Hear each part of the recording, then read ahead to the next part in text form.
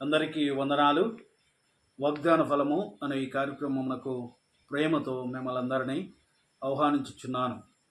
ఈనాటి ధ్యానము కొరకై పరిశుద్ధ గ్రంథంలోంచి యెషయా గ్రంథము 40వ అధ్యాయము 31వ వచనాన్ని ధ్యానము చేసుకుందాం. యెహోవా కొరకు ఎదురు చూసేవారు నూతన బలము పొందుదురు. దేవుడు ఈ లేఖనంలోంచి మనతో మాట్లాడును గాక. ప్రియమైనటువంటి స్నేహితులారా, దేవుని యొక్క లేఖనం అంటూ ఉంది, దేవుని కొరకు మనం ఎదురు చూడాలి. ఆయన కార్యముల కొరకు మనం ఎదురు చూడాలి. ఆయన ఇచ్చు దీవెన కొరకు మనం ఎదురు చూడాలి.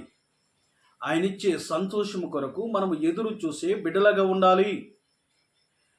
దేవుని సన్నిధిలో ఉన్న ప్రియమైన స్నేహితుడా, ఒక వ్యవసాయకుడు ఒక విత్తనాన్ని వేయగానే అతడు మరుసటి రోజే అది రావాలని, మరుసటి రోజే అది చెట్టుగా మారాలని, మరుసటి రోజే అది కాయలు కాయాలని అనుకోడు. దాని కొరకు ఎదురు చూస్తాడు. కొన్ని రోజులు, కొన్ని సంవత్సరాలు వరకు ఎదురు చూడవలసినటువంటి పరిస్థితి ఉంటుంది. ప్రియమైన స్నేహితుడా, మనము ఎదురు చూసే బిడ్డలుగా ఉండాలి.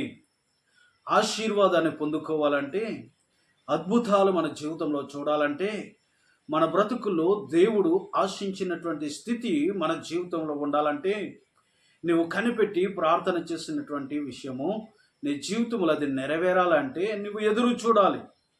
ఎదురు చూడడం వల్ల గొప్ప ఆశీర్వాదాన్ని మనం పొందుకుంటాం. దీనికి మరొక పేరు ఏమిటంటే నిరీక్షణ. ఎదురు చూడడమును నిరీక్షణ అంటారు. ఇది భక్తుడైనటువంటి అబ్రహాము జీవితంలో మనం చూస్తూ ఉంటాం. అబ్రహాము నిరీక్షణ కలిగినటువంటి విడగా ఆయన చరిత్రలో మనము చూస్తూ ఉంటాం. అబ్రహాము దేవుని చేత ఆశీర్వదించబడడానికి గల కారణము ఏమిటి అంటే, అతడు ఎదురు చూసే అనుభవంలో ఉన్నాడు. దేవుడు చెప్పినటువంటి దేశము కొరకు ఎదురు చూశాడు. దేవుడు వెళ్ళమన్నటువంటి ఆ ప్రదేశం కొరకు ఎదురు చూశాడు. దేవుడు చెప్పినటువంటి వాగ్దానపు నెరవేర్పు కొరకు ఎదురు చూశాడు. దేవుడిచ్చే గర్భఫలము కొరకు, దేవుడిచ్చే విజయము కొరకు, ఆయన చేసిన కార్యముల కొరకు ఎదురు చూశాడు. అంతేకాదు, పునాదులు కలిగినటువంటి పట్టణము కొరకు ఎదురు చూశాడు అని హెబ్రీ పత్రిక 11వ వచనంలో మనం చూస్తూ ఉంటాం. ఇటువంటి అనుభవం మనకు కావాలి. అబ్రహాము విశ్వాసులకు తండ్రి అని ఎలాగూ పేరు వచ్చిందంటే, విశ్వాసమునకు కర్త దేవుడైనప్పటికీ ఆ విశ్వాసాన్ని కలిగి జీవించాడు. విశ్వాసం అనేది దేవుని మూలంగా వస్తుంది. అయితే ఆ విశ్వాసాన్ని కాపాడుకుంటూ, ఆ విశ్వాసాన్ని కలిగి జీవిస్తూ అతడు విశ్వాసులకు తండ్రిగా ముద్రించబడ్డాడు.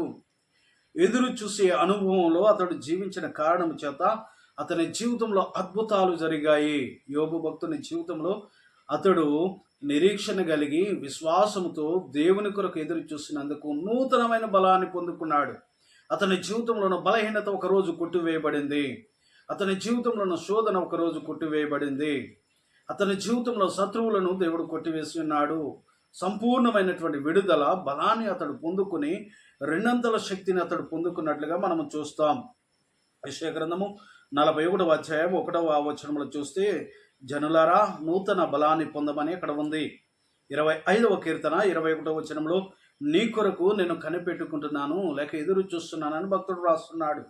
లూకా సువార్త 8వ అధ్యాయం 39వ వచనంలో, జనసమూహములు ఆయన కొరకు ఎదురు చూచుచుండగా అని అక్కడ వ్రాయబడి ఉన్నది. ప్రియమైన దేవుని బిడ్డ, ఎవరు ఆయన కొరకు ఎదురు చూస్తారో అక్కడ వ్రాయబడి ఉంటుంది, ఆయన వారి దగ్గరకు వచ్చాడని అక్కడ వ్రాయబడి ఉన్నది. నీవు నేను ఆయన కోసం ఎదురు చూస్తే, ఆయన కార్యముల కొరకు ఎదురు చూస్తే, ఆయన సహాయం కొరకు ఎదురు చూస్తే, ఆయన మన దగ్గరకు వచ్చి మనకు నూతన బలాన్ని, నూతనమైనటువంటి వాగ్దానాన్ని, నూతనమైనటువంటి దీవెన దేవుడు మనకిచ్చి మనం బలపరుస్తాడు. మన జీవితాల్లో అద్భుతాన్ని చూపిస్తాడు. నా జీవితాల్లో అటువంటి వాగ్దానము నెరవేరాలని మనము ప్రార్థన చేసుకోవాలి. యెహోవా కొరకు ఎదురు చూడు, అప్పుడు నూతనమైనటువంటి బలం వస్తుందని దేవుని లేఖనం అంటుంది. పక్షి రాజు వలె మనము పైకి ఎగరగలుగుతాము, అలయకుండా పరిగెత్తగలుగుతాము, సొమ్మసిల్లిపోకుండా నడవగలుగుతామని ఇక్కడ వచనంలో భక్తుడైనటువంటి యెషయా వ్రాస్తూ ఉన్నాడు. నా జీవితాలు మనము సమస్యలు లేకుండా నడవాలంటే, అలసిపోకుండా పరిగెత్తాలంటే, మనము రెక్కలను చాచి పక్షిరాజు వలె పైకి ఎగరాలంటే, దేవుని యందలి మరి నిరీక్షణ, దేవుని ఎదుట మనము ఆయన కోసం ఎదురు చూసే బిడ్డలుగా కనబడాలి. అప్పుడు దేవుడు మనకు అటువంటి ధన్యత ఇస్తాడు. మనము ఆయన కార్యముల కొరకు ఎదురు చూడాలి. ఆయన ఇచ్చు దీవెన కొరకు ఎదురు చూడాలి. ఆయన ఇచ్చే విడుదల కొరకు ఎదురు చూడాలి. నా బ్రతుకుల్లో ఆ ఆనందాన్ని దేవుడు మనకు అనుగ్రహించి, మనల్ని బలపరిచి, ఈ వాగ్దానాన్ని మన బ్రతుకులో దేవుడు నెరవేర్చునుగాక. ఆమేన్.